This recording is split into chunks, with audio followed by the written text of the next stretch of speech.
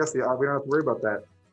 So for this next project, I wanted to do a really basic type of stamping. It's something that you can do with materials you find around your house, as well as, I'll give that over to you, as well as, like in this case, we've got, it's almost like cereal box board, but you could use regular cardboard. And then this is foam. It's a thin sheet of foam. But you could also actually use another piece of cardboard or another piece of the box board as well. You wouldn't really need it to be the foam. The foam just is easy to cut, and it is nice and soft for the ink. So we'll have some of this for you guys to pick up too if you'd like. This is a type of relief printing, so like block printing, stamping, carving into linoleum or wood. Those are all types of block printing. And so we're making basically a type of stamp. And so when you're designing something for a stamp, just like with the silkscreen and other printmaking, anything that's on the left or that you want to be on the left of your design needs to be on the right. So you can Sharpie anything you want on the right needs to be on the left. If you're writing words, again, mom is okay both ways, but it's sometimes good to just stay away from designs. So when I'm doing it with something like the styrofoam, what I actually do is I'll draw my image the way I want it on one side of the styrofoam and then cut it out and glue it upside down, right? It's good to think in terms of shapes. Whatever we cut away is going to stay the color of the paper or fabric. Whatever we leave is going to put ink on it and is going to print the color of the ink. So just to start, again, thinking in terms of shapes, if I wanted to do like a bear or something, what sort of shapes is a bear made up of, right? It could be the head, it could be the ears, the body. It's got a really small body. That's okay. But it's supposed to be cute, right? And so I could cut out that shape knowing the bear's there, but I might want to then have it so that there's space inside the ears. Do I want the nose to be cutout shape? You know, we could have eyes be a cutout shape. So you got to think in terms of these shapes. Let's see. That's kind of almost like a bear. You know, it's kind of cute. Needs his mouth. I don't know how I'm going to do that part. Maybe like that. In any case, so you want to create some sort of design. So, and you can do whatever you'd like. And we'll see. I don't know. Maybe I'm going to flip it over. See if I don't like what I like, I can do something else. Let's come up with a couple designs, and we'll just kind of flip. So I'm going to scribble on this side. Goodbye bear. And we want it to be. Ooh, somebody had said snake earlier. I'd probably make a pretty crazy snake.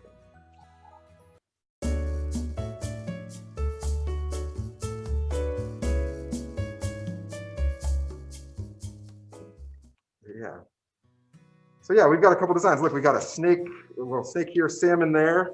And what's cool is when we start cutting the pieces out, we can start to improvise and kind of make things up as we go too. We can add other textures. But so the next step would be to cut out your design.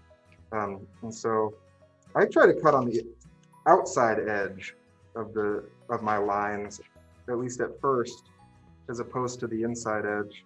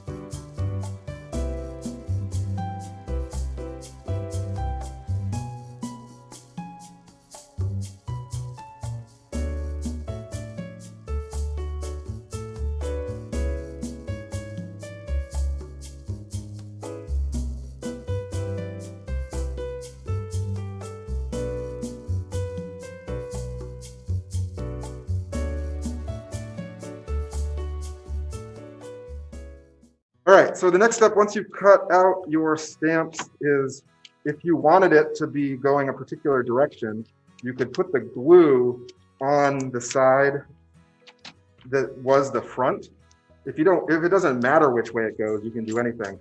And what I tend to do is I actually will put my thing on top of my board, and then we're using brushes and glue in a cup, but if you have an Elmer's glue tube, you could just squirt some glue out.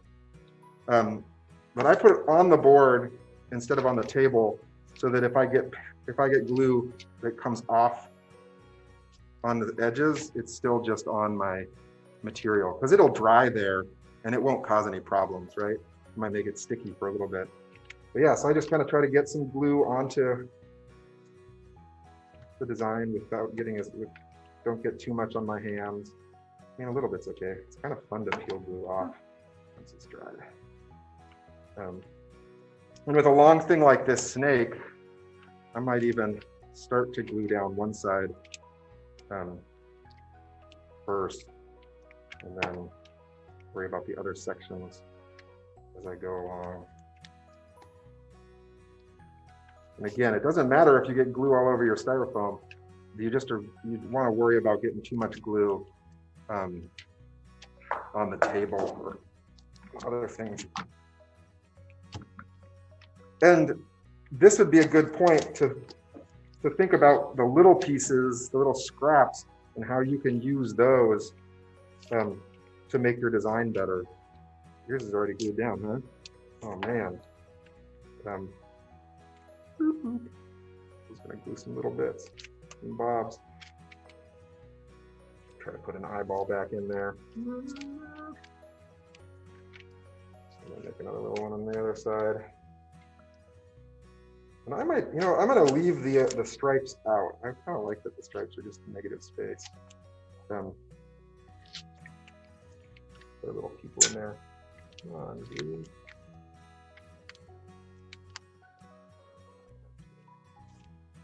Okay. Yeah, I'll leave those other shapes out. And if you have extra scraps, you can add other things too. You could, you could add rocks, or you could do abstract patterns.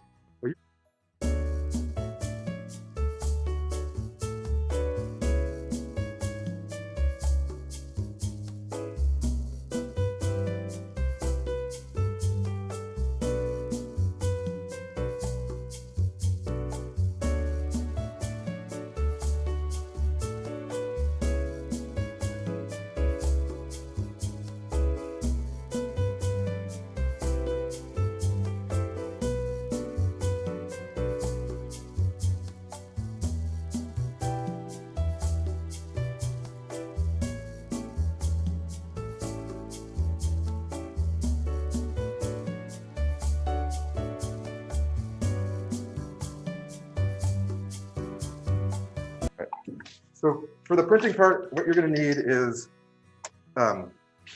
your block, right? So we wanted to let it dry for a minute. Now these are nice and stuck down. You want to we have paper on our table. It's good to have paper down, or you just put newspaper out or any sort of scraps, because we don't want to get the ink on the table. It'll be hard to clean up. So then we need our ink. This is a fabric ink, so it's actually permanent. You can wash it off in the sink, but it'll be permanent once it dries on paper or fabric. And then we've got this roller that is called a brayer. And these brayers are how we're going to put the ink onto our stamp or onto our block. And it's really important that when you're not using it, you set it down upside down, right? So you don't set it with the brayer side down, you set it handle side down, so the brayer's in the air. That's mostly because ink's gonna be on that side soon. And if you set it this way, you just start getting ink everywhere. But that's one of the most important things. Then in a printmaking shop, you'll have something that you're gonna use to roll your ink out on. And here, I've just got this piece of old foam core. It's a nice smooth surface, it's not absorbent. So we'll have pieces of this that you can use. But people use chunks of plexiglass or plastic, or in a nice studio, it'd be a big glass table, big glass surface. So you take your ink and you squeeze it out on there. You don't need very much, just a little bit. And this stuff's pretty sticky. It's kind of tarry, right? It's not going to fall off or anything. And then you take your brayer and you don't push it through the whole thing. You just take a little bit of the ink and then you roll and lift, roll and lift. The reason you're lifting is because if you roll back and forth, you're only getting ink on part of the brayer. You need to lift so that it goes all the way around. If anybody's done house painting, it's true with house painting too, right? You need to make sure that the whole side of it gets on there. So you roll and lift, and you can go different directions. And you're just trying to spread this out. These brayers are kind of hard, which is good. It gets good detail. It just takes a little bit more time. So if we listen really carefully, maybe this microphone will pick it up, but you can tell if the ink is thick enough, too thick, or if you have too little ink by what it sounds like. So if you listen, sound like a cat's tongue is what I think of if you listen carefully. I do one of these moments. Yeah, so cat's tongue. If it sounds really wet, you have too much ink. And if you can't hear anything, then there's too little.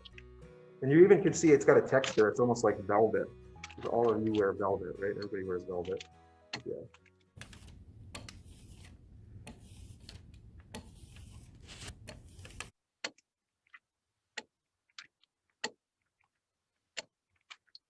Yeah, so that's the sound you want. And then keeping it pretty flat, you roll the ink over your styrofoam, right? So you need to get more. You're going to be able to tell when you've got enough ink by, you might need to add more to your thing, roll it around to get the sound. You're going to be able to tell when you have enough ink when you can't see the pink of it anymore, right? So there's not enough ink down here because you can still see through it. There's getting to be enough there. The first coat on something soft like this foam will dry into the styrofoam. And so you might have to go over it a couple times to make sure the ink is wet. But once you've done one or two prints, it should get good. Usually the first print actually doesn't turn out. If you need to, you can always obviously move your block around.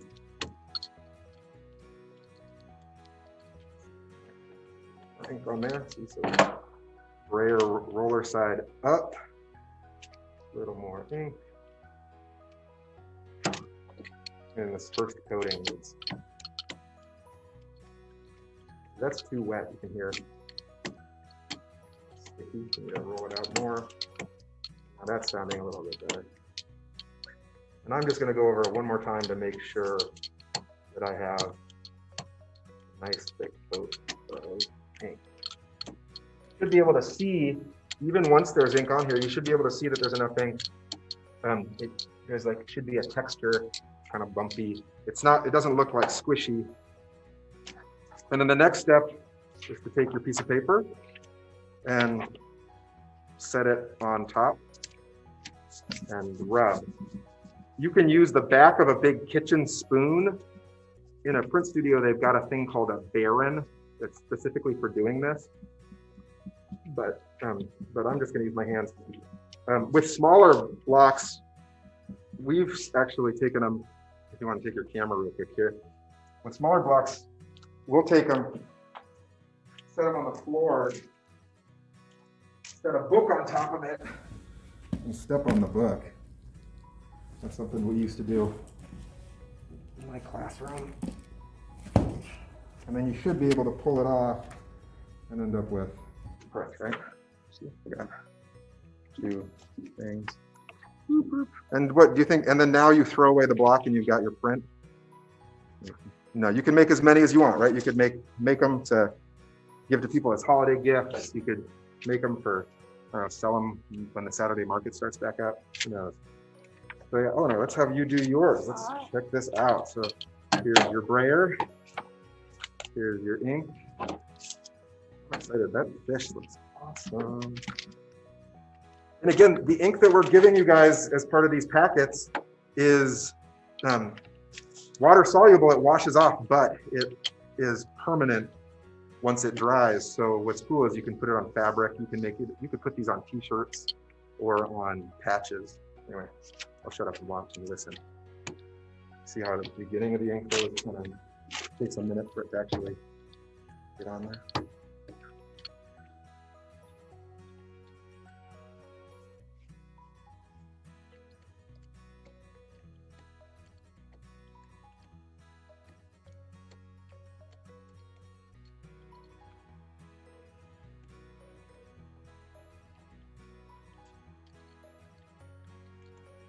So you'll want more ink now on there. It's getting to, it's a little bit quiet, so you'd want to add more ink here.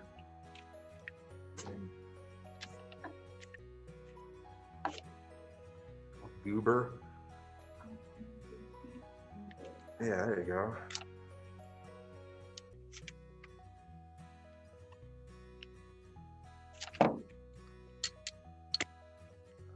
So now you got a lot. Remember to lift while you're rolling, yeah.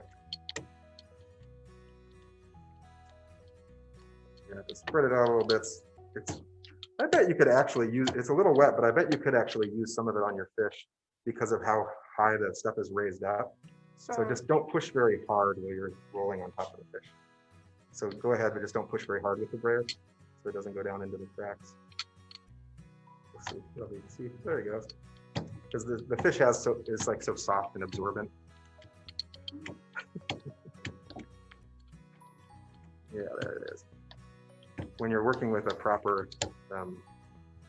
block, when you're carving into it, you got to worry about ink getting down into the parts you carved out. But with this foam, it's so thick, and it's either foam or no foam, so you don't have to worry as much. That looks perfect. Oh, yeah.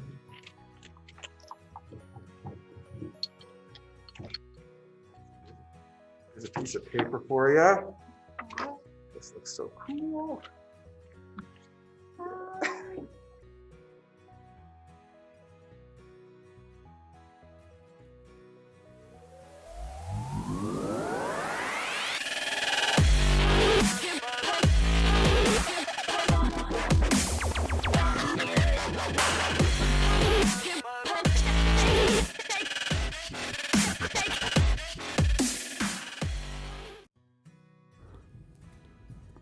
Oh yeah, I'll pull it up and you can always pull the paper off slowly, and if it doesn't look like it's printed enough, set it back down. You know, but I think that'll probably be good.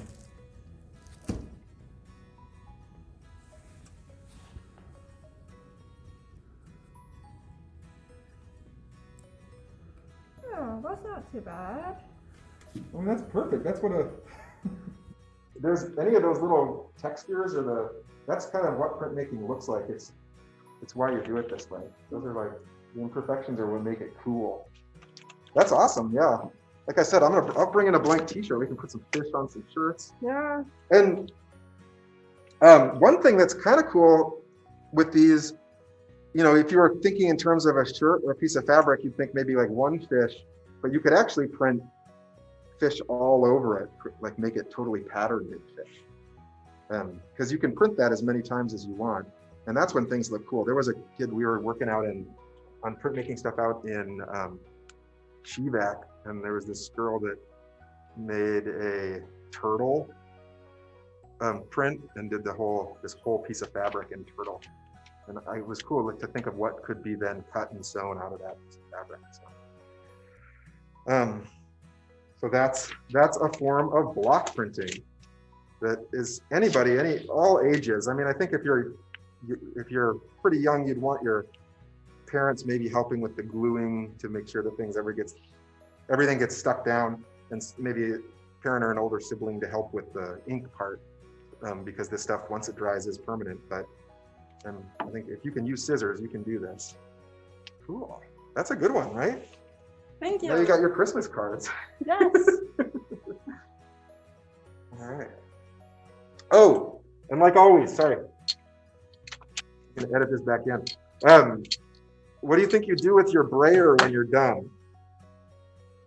Throw it on the floor. Yeah, right? Or just leave it out and let it dry. So the ink, when it dries, will be permanent in the brayer too. So you need to wash this off. We don't have a sink in this room. I'm just going to take a little bit of paper towel and dip it in our water. Our water is a little bit blue, but that's okay.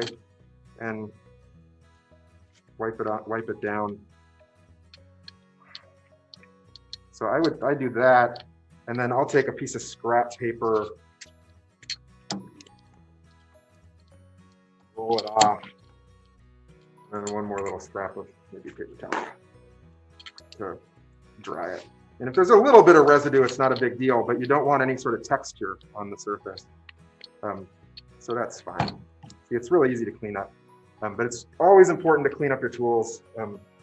And again, set your brayer backside down, not